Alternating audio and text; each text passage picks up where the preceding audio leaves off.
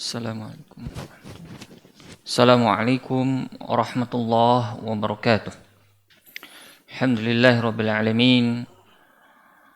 Wa usalli wa usallim ala nabiyil mustafal amin. Sayyidinal awwalin wal akhirin wa man tabi'ahum bi ihsanin ila yaumiddin. Amma ba'd. Ayyuhal mustami'in al-kiram, a'azzakumullahu jami'ah. Alhamdulillah, kita kembali diizinkan oleh Allah Jalla Jalaluh untuk melanjutkan kajian rutin kita, dan kali ini kita akan membahas hadis Al-Khamis Ashar, yaitu hadis yang ke-15. Hadis tentang adab dan akhlak yang mulia yang menunjukkan kesempurnaan iman seorang mukmin. Sebelum kita melanjutkan kajian kita ini, kita ingatkan sedikit. Fadzakir fa inna dzikra tanfa'ul mu'minin. Mudah-mudahan peringatan ini bermanfaat bagi kita, yaitu tentang beramal soleh di 10 awal Zulhijjah ini. Hadis yang sahih, Nabi SAW bersabda, "Ma min ayyamin al-'amalu shalih fihinna ahabbu ila Allah min hadhil ayyam," yakni ayyamul 'ashar. Nabi bersabda, tidak ada hari yang amal soleh padanya Allah lebih cintai daripada hari-hari ini, yaitu hari 10 awal Zulhijjah. Lalu sahabat bertanya, "Wal jihad fisabilillah ya Rasulullah?" Termasuk di dalamnya jihad di jalan Allah. Maksudnya, apakah amal soleh ini lebih mulia daripada jihad? Karena bagi sahabat tidak ada amalan yang lebih mulia daripada jihad. Rasulullah menjawab, "Walal jihad fisabilillah," termasuk jihad di jalan Allah sekalipun, illa, kecuali, rajulun kharaja bimalihi wa nafsihi wa lam yarji' bidzalika min syai', kecuali seseorang yang pergi berjihad dengan jiwanya dan hartanya, dan dia pulang tidak membawa apa-apa, yakni mati syahid. Adapun orang sekedar pergi jihad namun tidak mati syahid, maka masih lebih dicukai, lebih dicintai oleh Allah amal soleh pada bulan atau 10 awal Zulhijjah ini. Semua amal soleh di sini umum.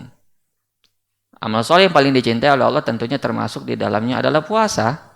Ada hadis yang menunjukkan Nabi SAW berpuasa di 9 awal Zulhijjah, tapi itu sebagian dilemahkan oleh ulama. Tapi itu masuk ke dalam keumuman. Puasa, bersedekah, berbuat baik, semuanya itu lebih dicintai oleh Allah daripada jihad sekalipun. Baik.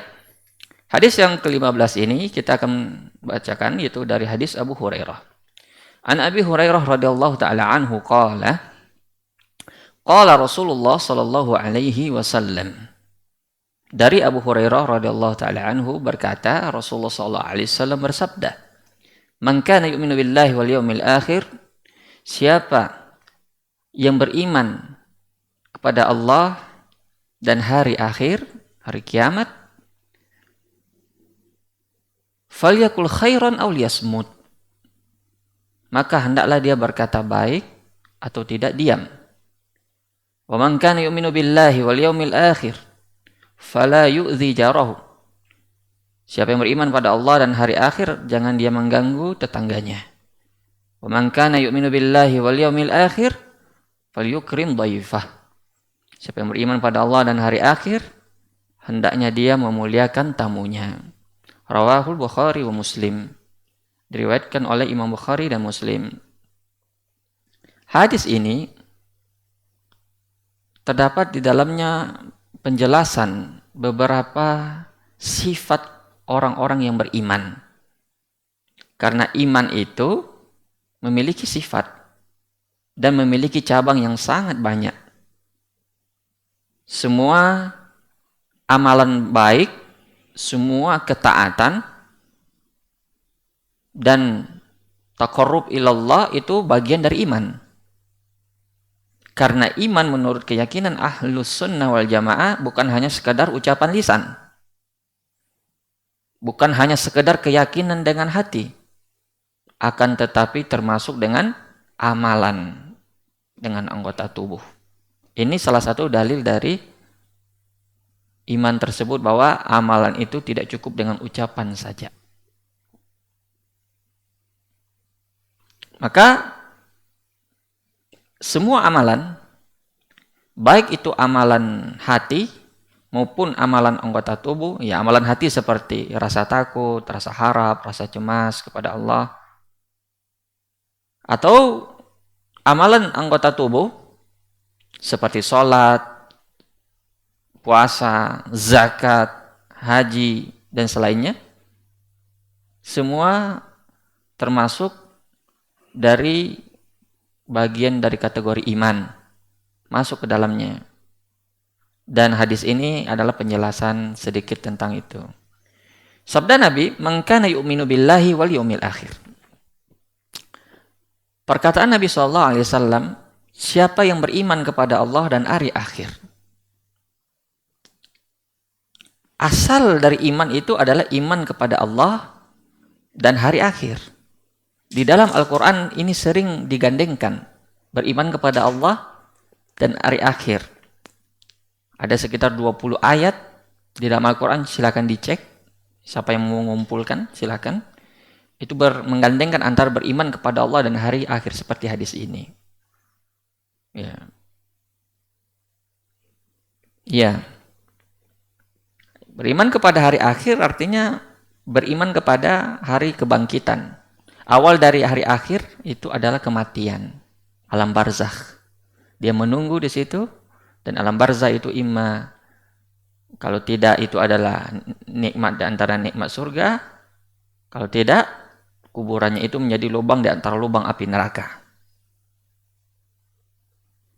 Jadi itu awal dari alam hari akhirat itu adalah ketika seseorang bertemu dengan kematiannya, yaitu kiamat kecil. Makanya ulama mengatakan, man mata faqad qama sa'atuhu wa antaqala min alamil jaza min alamil amal ila alamil jaza.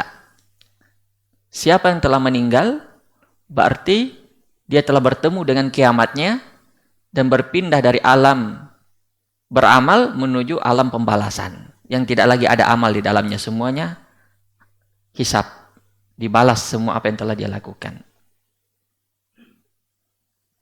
Maka orang yang beriman kepada hari kiamat, pasti dia akan mempersiapkan diri. Ya, bukan sekedar iman saja, tanpa ada persiapan dengan amal. Itu tidak ada faedahnya sama sekali. Tapi harus ada persiapan untuk hari kiamat ini. Sehingga dia memperbanyak melakukan amal kebaikan, dan bertobat dari keburukan sebelum dia meninggal dan dibangkitkan. Ini sisi penyebutan iman dan iman kepada Allah dan hari akhir, ya, secara bersamaan. Kalau tidak, sesama kita tahu semua bahwa rukun iman itu ada 6. Ya. Rukun iman itu ada 6. Tapi ini disebutkan iman kepada Allah dan hari akhir hanya sekedar penekanan, penegasan. Karena seseorang apabila beriman kepada Allah dan hari akhir, maka dia akan memotivasinya untuk beramal soleh, memotivasinya untuk menjauhi segala hal-hal yang menyengsarakannya nanti di hari kiamat. Sehingga dia menegakkan rukun-rukun Islam dan iman yang lainnya. Di antara kewajiban dan menjauhi segala yang diharamkan. Baik. Para pendengar yang dirahmati oleh Allah SWT. Orang yang beriman kepada Allah dan hari kiamat atau hari akhir, dia akan melihat dunia ini kecil di matanya. Dia akan memandang dunia ini hanyalah jembatan untuk meraih akhirat dan menjadikan dunia ini sebagai sarana untuk mendapatkan akhirat atau kedudukan di akhirat yang setinggi-tingginya. Jadi kalau orang yang benar-benar beriman kepada hari akhir, berbeda cara pandangnya dengan orang yang hanya sekedar tahu dari zahir kehidupan dunia ini saja. Sehingga mereka tidak menghalalkan segala cara untuk memperoleh apa yang mereka inginkan. Justru yang mereka punya, mereka jadikan sebagai sarana untuk negeri akhirat mereka yang lebih kekal dan abadi. Itu perbedaan cara berpikir orang yang beriman kepada hari akhirat dengan yang tidak beriman kepada hari akhirat. Kentara sekali perbedaannya. Baik. Kemudian Nabi SAW mengatakan, ini adalah pondasi dasar. Man kana yu'minu billahi falyu'min falyakul khairan aw liyasmut. Yang pertama sifatnya itu adalah di antara tanda-tanda orang yang beriman kepada Allah dan hari kiamat itu adalah falyakul khairan aw liyasmut.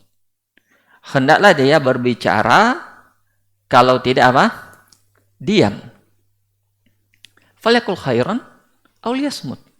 Karena iman kepada Allah dan hari kiamat, ya, pasti akan menyebabkan seseorang mempunyai rem dalam hidupnya. Karena dia tahu bahwa semua yang dia ucapkan itu akan dihisab oleh Allah Subhanahu wa taala.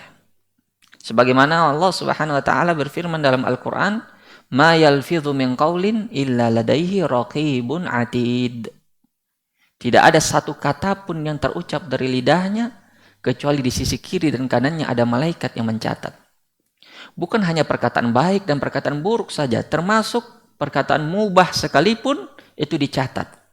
Karena lafaz ayat ini umum, semua perkataan. Jadi nanti manusia akan melihat semua daftar perkataannya yang dia ucapkan selama dia di dunia. Ma yalfidhu min qaulin illa ladaihi raqibun atid.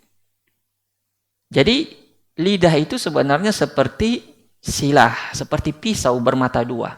Silahu dzu haddain. Jika digunakan ini lidah untuk kebaikan, maka kita akan memanen hasilnya kebaikan nantinya. Karena ketika kita berbicara sama seperti kita lagi menanam. Dan nanti kita akan menuai hasilnya kapan? Ketika di akhirat. Semua perkataan kita akan kita lihat. Kalau yang kita ucapkan perkataan yang buruk, kita juga akan menanam, berarti kita menanam yang buruk dan juga akan memanen hasil yang buruk. Makanya ada banyak sekali hadis yang bercerita tentang ini. Mudah-mudahan kita bisa sebutkan beberapa di antaranya.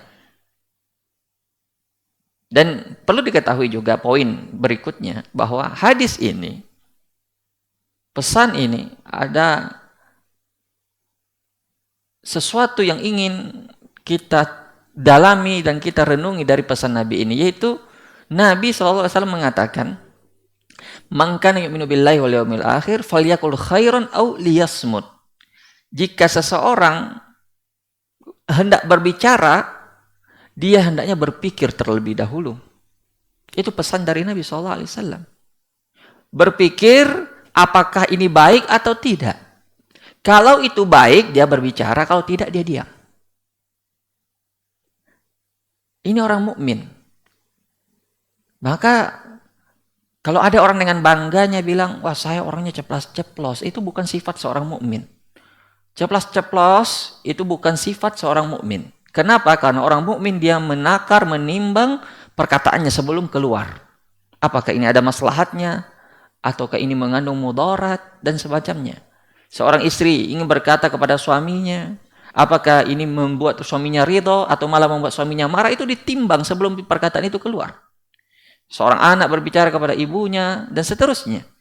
Itu seorang mukmin. Jadi Nabi menyuruh kita berpikir sebelum berbicara. Man kana yu'minu billahi wal yawmil akhir falyakul khairan aw liyasmut. Ini pesan untuk kita berpikir sebelum berbicara. Kalau seandainya orang tidak berpikir sebelum berbicara, dia akan banyak bicara. Akan banyak bicaranya. Asbun kata orang, ya sering orang Jawa bilang asbun ya, asal bunyi. Kenapa? Karena dia ceplas-ceplos apa yang terbersih di hatinya, apa yang ada di otaknya langsung keluar. Tidak dipertimbangkan maslahatnya, mafsadatnya, kerugiannya, keuntungannya semua. di ya dikeluarkan saja. Ini bukan sifat seorang mukmin. Jadi kalau kita berpikir sebelum berbicara, maka kita akan lebih jarang berbicara. Dan inilah resepnya, kaedahnya, obatnya bagi orang yang banyak bicara. Terutama berbicara yang tidak ada faedahnya. Kalau dia mau menerapkan ini hadis, dia mau berpikir sebelum berbicara, dia timbang ini bahwa ada malaikat yang akan siap mencatat semua perkataannya, dia akan berpikir sebelum berbicara. Ini obat satu-satunya yang bisa membuat seseorang itu tidak banyak bicara. Karena kalau dia berpikir, kalau dia bicara, ini baik atau tidak, dia pikir dulu. Otomatis dia akan terrem, ada remnya. Dia timbang, baik ini atau tidak. Tapi kalau belum remnya, dia tidak punya rem, ya sudah, dia akan banyak bicaranya. Man kasura kalamu, kasura khata'uhu. Man aksarin nasi dzunuban, aksaruhum kalaman. Siapa yang banyak bicara, banyak kesalahannya. Dan orang yang paling banyak kesalahannya adalah orang yang paling banyak bicaranya. Itu disebutkan di dalam hadis Nabi SAW. Ini kaedahnya agar kita tidak banyak bicara hal-hal yang tidak berfaedah. Ya. Sekarang timbul permasalahan. Kalau ada yang bertanya, mana yang lebih baik? Berbicara atau diam? Maksudnya di sini, mana yang lebih afdol? Berbicara dengan kebaikan atau diam dari keburukan? Kira-kira mana yang lebih afdol? Bicara tapi hal-hal yang baik atau diam untuk menahan diri dari hal-hal yang buruk? Mana yang kira-kira yang lebih utama dari dua ini? Ada perbedaan pendapat di kalangan ulama. Sebagian mengatakan berbicara yang baik lebih afdal daripada diam dari yang buruk. Sebagiannya lagi sebaliknya mengatakan diam dari yang buruk lebih afdal daripada bicara yang baik. Di antara yang mengatakannya seperti Luqmanul Hakim. Luqmanul Hakim pernah berkata, jika berbicara itu adalah perak, maka diam itu adalah emas. Itu perkataan Luqmanul Hakim kepada anaknya. Di dalam Al-Quran ada nama beliau, surah Luqman. Luqman pernah berkata kepada anaknya, jika berbicara itu adalah perak, maka diam itu adalah emas. Jelas emas lebih berharga daripada perak. Kemudian Imam Az-Zahabi pernah menjelaskan makna dari perkataan Luqmanul Hakim ini. Bukan Imam Az-Zahabi, tapi Imam Abdullah bin Mubarak. Imam Abdullah bin Mubarak pernah berkata, maksud dari perkataan Luqmanul Hakim itu adalah bahwa jika berbicara di atas ketaatan itu adalah perak, maka diam dari keburukan atau kemaksiatan itu adalah emas. Jadi di sini bisa kita tangkap bahwa diam itu lebih afdol daripada berbicara. Ini pendapat. Tapi ada pendapat yang lain. Itu pendapat kedua. Yang mengatakan bahwa berbicara dengan kebaikan itu lebih afdol daripada diam dari keburukan. Kira-kira apa dalilnya? Dalilnya yang pertama, dalil nakli. Dalil akli dulu. Dalil secara akal saja. Kalau berbicara di atas kebaikan, itu manfaatnya kepada orang lain. Nah, sedangkan menahan diri dari berbicara yang buruk itu untuk dirinya saja. Jadi muta'addi, ini qasir. Jadi satu muta'addi, satu qasir. Yang muta'addi, dia memberi manfaat untuk dirinya dan orang lain. Kalau dia berbicara kebaikan, dia ingatkan orang, nasihati orang, macam-macam, dia itu memberi manfaat kepada orang. Tapi kalau dia cuma diam, dia cuma untuk dirinya. Dia selamat untuk dirinya saja. Dalil naklinya apa? Dalil hadisnya atau ayatnya, ini hadis yang bersama kita. Nabi bilang apa? Falyaqul khairan. Nabi bilang berbicara yang baik. Kalau tidak diam. Jadi Nabi mendahulukan apa? Bicara dulu, baru setelah itu diam.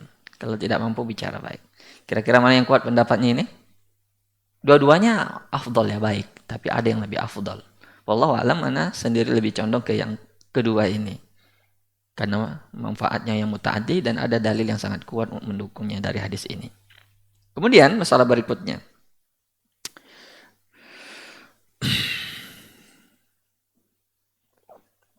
Orang yang beriman, yang level imannya sudah dibilang sudah sempurna, itu bukan hanya sekedar berkata baik, tapi berkata yang paling baik dari yang baik.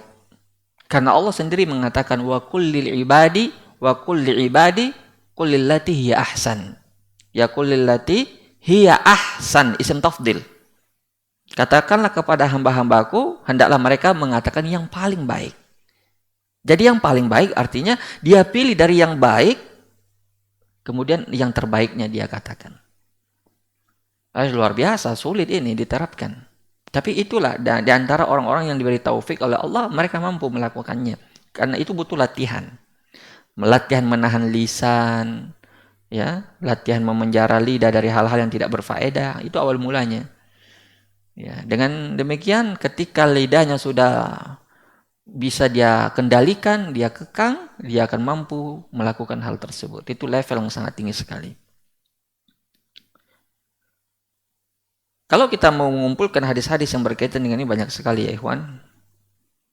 Karena anak kumpulkan ya beberapa hadis ya yang bercerita tentang itu. Ya. Kalau kita mau panjang masalah ini ya bisa butuh muhadharah khusus tentang menjaga lisan ya. Bahkan ulama menulis kitab khusus berkaitan dengan hifzul lisan, menjaga lidah. Tapi kita sebutkan saja beberapa hadis yang mungkin menggugah hati kita agar kita lebih bisa mengontrol dan mengendalikan lidah kita. Terutama di zaman fitnah ini, mestinya kita lebih banyak diam supaya kita selamat. Karena zaman sekarang apalagi seperti zaman medsos ya, orang dengan mudah berkomentar, mudah mencaci maki, mudah menghujat, mudah menggibah dan seterusnya. Itu semua disebabkan oleh fitnah. Jadi orang zaman sekarang ini sulit sekali menjaga lidahnya. Maka ini sangat perlu sekali bagi kita hari ini untuk kembali merujuk kepada hadis-hadis seperti ini. Ya, karena orang yang berbicara itu seperti orang yang menanam seperti yang kita bilang tadi. Kalau dia berbicara kebaikan, dia menanam kebaikan. Ya. Baik. Di antara hadis ya yang berbicara tentang masalah ini yaitu sabda Nabi Shallallahu alaihi wasallam bahwa di antara kalian ada yang antara dia dengan surga itu sisa sehasta, bainahu wa bainal jannah illa zira'. Sisa antara dia dan surga itu hanya sisa sehasta. Lalu apa kata Nabi? Lalu dia berbicara dengan satu kalimat dan Allah jauhkan dia dari surga sejauh ab'adu minas son'a, lebih jauh daripada Yaman. Artinya gara-gara satu perkataan ini yang tadinya dia mestinya sisa satu hasta mami masuk surga, akhirnya dia dijauhkan dari surga dan dicampakkan ke dalam neraka waliyadzubillah. Itu gara-gara satu kalimat dibilang Nabi, satu kata. Kemudian hadis yang lain, jangan banyak berbicara, la tuksiru minal kalam. Jangan banyak berbicara. Illa min zikrillah, kecuali dengan zikir kepada Allah. Karena sesungguhnya perkataan selain zikir kepada Allah atau hal-hal yang berkaitan dengan akhirat itu bisa mengeraskan hati. Wa ab'adun nasi anillah al-abdu al-qasiyal qulub. Yaitu orang yang paling jauh dengan Allah adalah orang yang paling keras hatinya. Kenapa dia keras hatinya? Disebabkan banyak bicaranya. Kemudian hadis yang lain Nabi sallallahu alaihi wasallam bersabda, la yastaqimul ab hatta yastaqimu qalbuh. Tidak akan istiqomah seorang hamba sampai dia istiqomah hatinya, dan tidak akan istiqomah hatinya wala yastaqima qalbuhu hatta yastaqima lisanuhu, sampai istiqomah lisannya. Jadi kuncinya kembali lagi kepada lidah. Lidah ini kuncinya. Kalau kita bisa menjaganya, hati kita akan istiqomah. Kalau kita jaga hati kita istiqomah, kalau hati kita istiqomah, maka kita akan istiqomah dalam agama kita. Baik.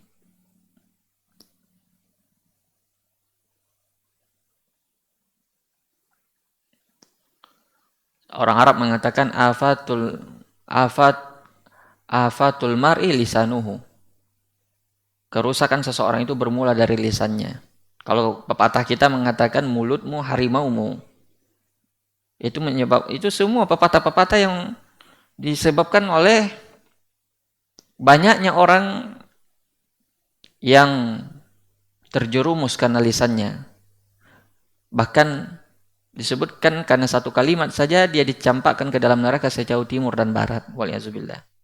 Itu luar biasa. Jadi kadang kita bercanda, mungkin bercanda kita anggap, tapi di sisi Allah itu bukan bercanda. Itu besar di sisi Allah. Kita mengucapkan perkataan-perkataan yang mungkin menurut kita itu bercanda, tapi menyayat hati teman kita yang mungkin dia tidak bisa lupakan. Banyak sekarang seperti itu. Sebentar dia sakiti hati temannya, dia bilang bercanda aja. Saya cuma bercanda. Mana ada bercanda kalau sampai orang sakit hatinya. Tapi begitu selalu. Orang yang tidak bisa jaga lisannya, dia akan banyak menyakiti orang. Dia akan banyak kesalahannya. Itu diantara pesan Nabi yang sangat singkat. Man kana yu'minu billah falyaqul khairan aw liyasmut. Simpel sekali.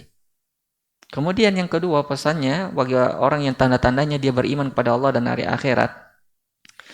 Man kana yu'minu billahi wal yawmil akhir falyukrim fala yu'dhi jarahu. Fala yu'dhi jarahu. Itu hak yang paling besar antara seseorang setelah keluarga kerabatnya itu tetangganya. Wallahi la yu'minu, wallahi la yu'minu, wallahi la yu'minu, kata Rasulullah. Demi Allah tidak beriman, demi Allah tidak beriman, demi Allah tidak beriman. 3 kali diulang oleh Rasulullah. Manhum ya Rasulullah? Siapa dia orang yang itu yang Rasulullah? Sahabat tertarik perhatiannya untuk bertanya. Nabi mengatakan, man kana la yu'min jarahu bawa'iqah. Yaitu yang tidak aman tetangganya dari gangguannya.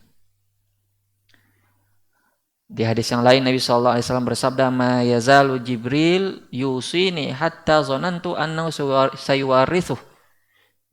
Jibril setiap bertemu dengan saya selalu mewasiatkan saya dengan tetangga. Sampai-sampai saya mengira tetangga itu ada bagian warisannya, jadi ahli waris. Luar biasanya itu tetangga. Dan di hadis yang lain disebutkan bahwa berzina dengan istri tetangga itu lebih parah dengan berzina dengan 10 wanita. 10 kali berzina dengan wanita lain itu masih lebih mending ketimbang berzina dengan istri tetangga. Dan mencuri rumah tetangga itu lebih mending daripada mencuri di 10 tempat lain. Itu disebutkan dalam hadis. Ini menunjukkan hak tetangga yang luar biasa besar di sisi Allah.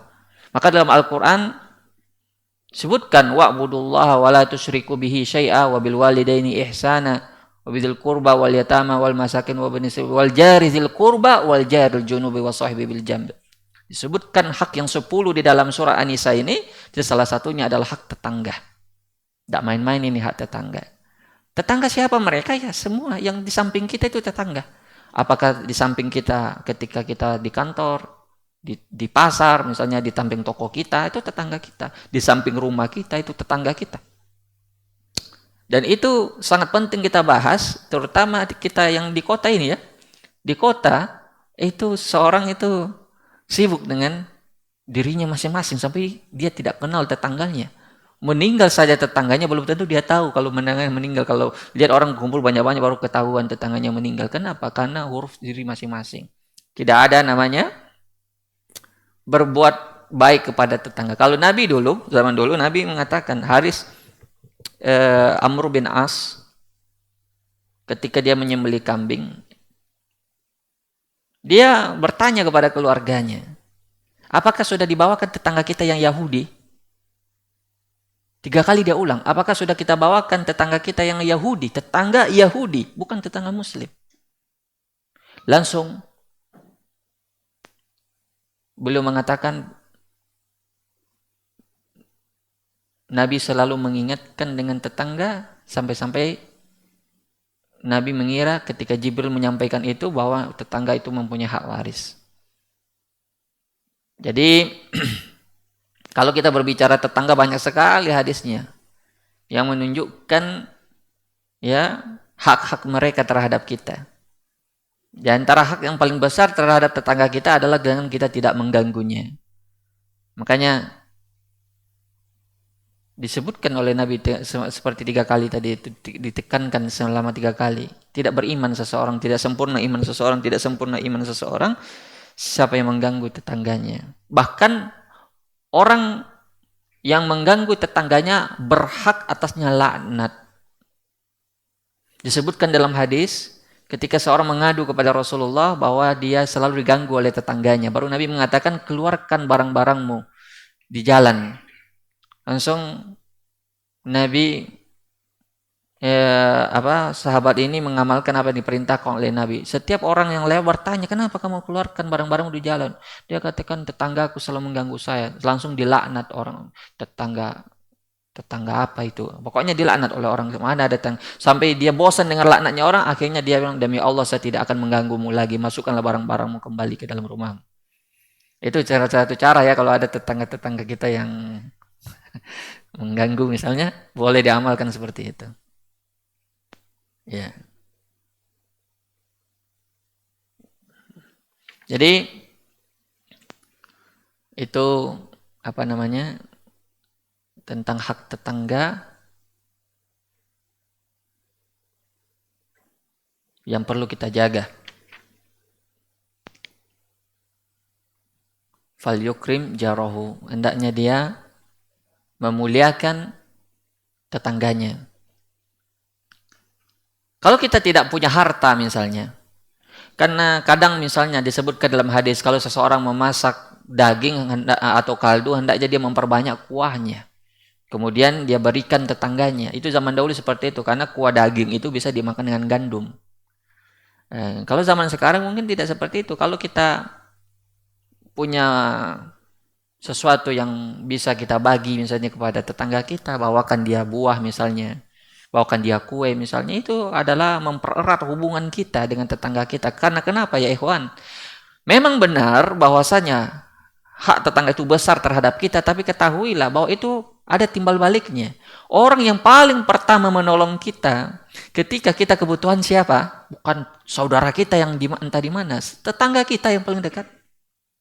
Orang yang paling dekat dari kita, kebakaran rumah dia orang pertama turun membantu kita. Ada anak yang sakit, kemudian waktu itu mungkin kendaraan lagi tidak ada, dia orang yang pertama kita datangi rumahnya untuk dipinjam kendaraannya. Jadi wajar kalau tetangga itu punya hak yang besar, karena ada timbal baliknya yang juga besar. Jadi jangan dikira Islam itu menyuruh kita begini dan begini, tidak ada hikmahnya. Ini di antara hikmahnya. Makanya minimal kalau kita tidak punya harta, minimal dengan lisan. Dan itu lebih mudah dengan berkata yang baik, tidak mengganggunya, tidak mencampuri urusannya. Kalau dia butuh pertolongan dibantu. Dengan lisan itu tidak membebankan biaya, mudah sekali. Tapi kalau ya orang yang tidak paham, ya dia akan ya seperti kebanyakan hari ini. Betapa banyak orang yang mengganggu tetangganya. Dia di antara bentuk penggangguan terhadap tetangga misalnya adalah dia di tengah malam dia ribut-ribut dengan suara rumahnya misalnya yang suara musik, itu jelas musik hukumnya haram, ditambah lagi dia ribut dan diganggu tetangganya, double dosanya. Nah, itu perlu diperhatikan. Jadi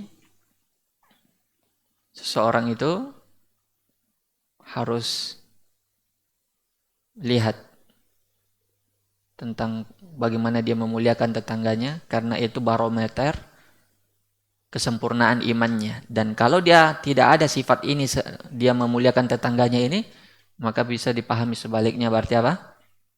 Berarti itu pertanda apa? Pertanda kurangnya imannya. Kalau orang yang memuliakan tetangganya pertanda sempurnanya imannya, maka mafhum mukhalafah dari hadis ini ya bisa dipahami sebaliknya.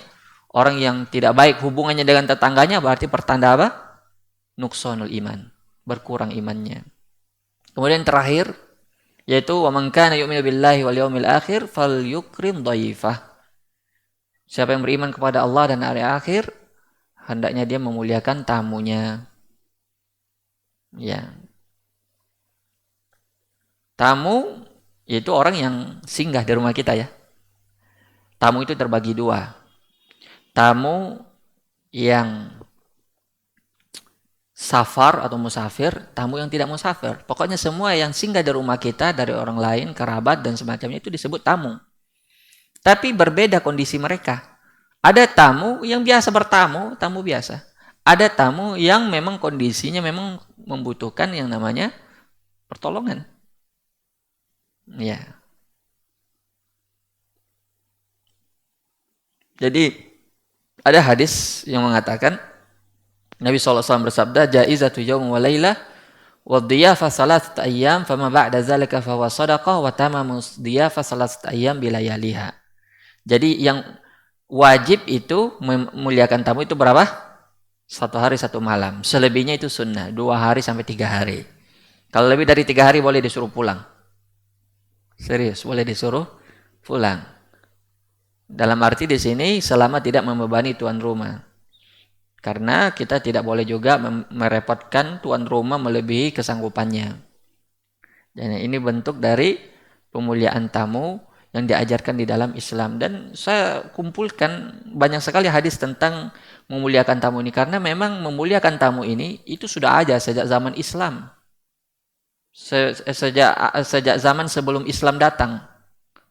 Orang Arab itu, mereka berlomba-lomba memuliakan tamunya. Bahkan kalau kita lihat itu syair-syair Arab dulu, itu banyak berisi tentang pemuliaan terhadap tamu. Bahkan mereka, tamunya datang, mereka sembelihkan seekor onta.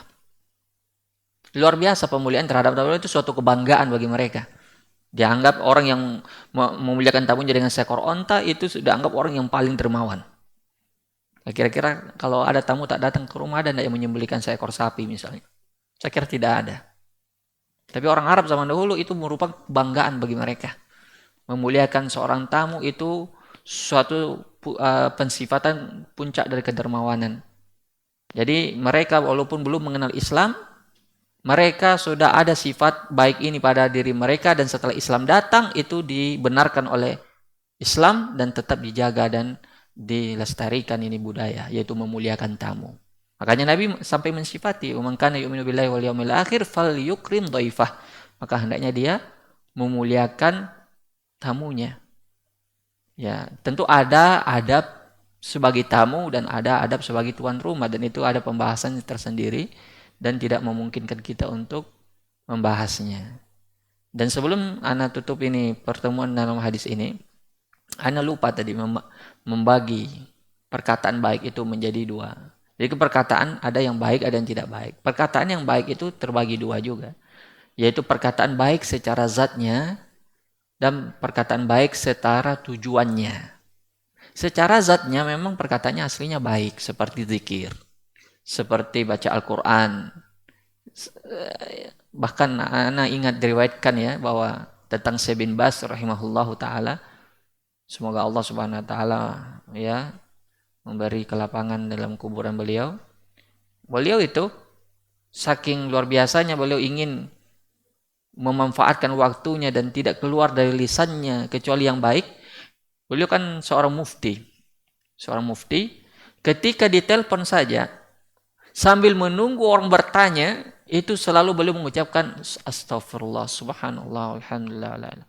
Kemudian nanti setelah orang itu diam barulah beliau menjawab. Jadi tidak ada waktu beliau yang tersia-sia. Karena beliau ingin mengamalkan ini hadis. Bahwa di antara bentuk tamasuk beliau terhadap hadis ini, beliau merojihkan pendapat bahwa berkata lebih baik itu lebih bagus daripada diam. Artinya perkataan baik secara zatnya. Jadi beliau diriwayatkan itu la yazalu lisanuka ratban min zikrillah. Selalu lisanmu basah dengan zikir kepada Allah. Bahkan orang berbicara sambil menunggu daripada waktu kosong begitu saja dia sambil berzikir mendengarkan orang. Dan mungkin itu bisa kita praktekkan sambil tunggu duduk-duduk. Misalnya nunggu lift, kita nunggu ya zikir.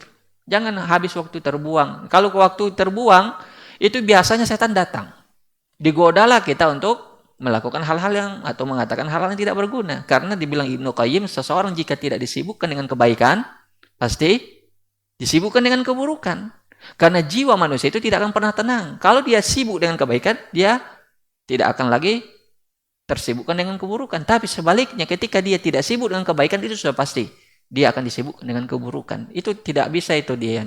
Karena memang jiwa manusia tidak akan pernah tenang. Seperti bilang oleh Al-Allamah Ibnu Qayyim rahimahullah. Jadi itu perkataan terbagi dua, yaitu perkataan baik secara zatnya, zikir, baca Al-Quran. Itu kita bisa katakan, terutama di 10 awal Zulhijjah ini. Yang kedua, yaitu zikir, perkataan yang baik secara tujuannya. Hukum asalnya ini mubah. Bukan perkataan yang mendatangkan pahala, mubah saja. Perkataan yang sifatnya ada, biasa. Tapi karena tujuannya baik, bernilailah dia baik. Bernilai pahala. Seperti apa contohnya? Seperti misalnya bercanda. Bercanda itu hukumnya mubah. Selama tidak berlebihan. Hukum asalnya bercanda mubah. Tapi ketika niatnya bercanda memberi kesenangan pada hati saudara kita, pada hati ibu kita, pada hati orang tua kita, pada hati istri kita, pada hati orang yang dekat dengan kita, itu bernilai pahala. Karena ada hadisnya. Siapa yang memasukkan kebahagiaan kepada hati saudara dan seterusnya. Ini menunjukkan bahwa hukum asalnya mubah, tapi bisa bernilai pahala kalau tujuannya baik. Misalnya kita datang berbicara dengan ibu kita. Berbicara mungkin tidak ilmiah. Sifatnya mungkin berbicara membahas rumah, membahas apa gitu. Tidak ada ilmiahnya. Tapi ketika kita ajak bicara hatinya senang. Dia enak berbicara dengan kita, nyaman. Itu bisa mendatangkan pahala. Yang kedua, perkataan buruk juga terbagi menjadi dua. Buruk secara zatnya dan buruk secara tujuannya. Secara zatnya ya seperti itu, perkataan yang mengandung kesyirikan, berdusta atas nama Allah, kemudian ghibah, namimah, adu domba, kemudian syahadatuz zur, kesaksian dusta, itu semua perkataan yang buruk secara zat. Ada secara tujuan. Secara asalnya dia itu tidak buruk. Tapi karena tujuannya berubah dia menjadi buruk. Misalnya, dia perkataannya baik. Dia bertanya, Ustadz, bagaimana itu begini-begini? Tapi niatnya untuk mengadu domba ini Ustadz dengan Ustadz yang lain.